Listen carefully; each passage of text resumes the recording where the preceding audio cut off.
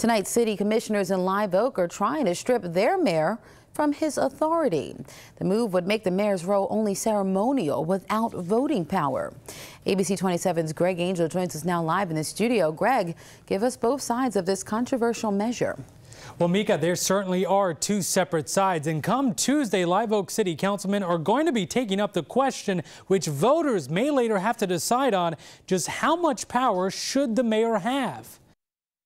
The charter needs to be updated every so often. Live Oak City Councilman Adam Prince says it's time to make a few changes to the city charter, but one change councilmen will be discussing on Tuesday is not sitting well with Mayor Sonny Nobles.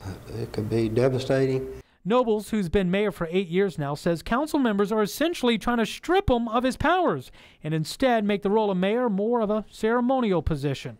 Well, they want to remove the fact that I have authority over all the affairs of the city, the authority that I have to make recommendations, appointments.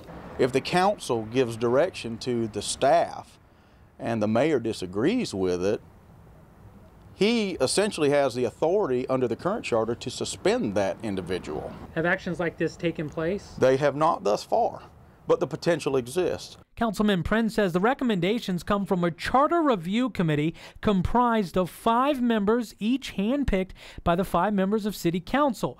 Mayor Noble says he believes the recommendation is nothing more than a political vendetta. It was hard for me to believe that there was not one other issue in the charter, provision in the charter, that needed addressing and might need change. The only ones were dealing with the mayor.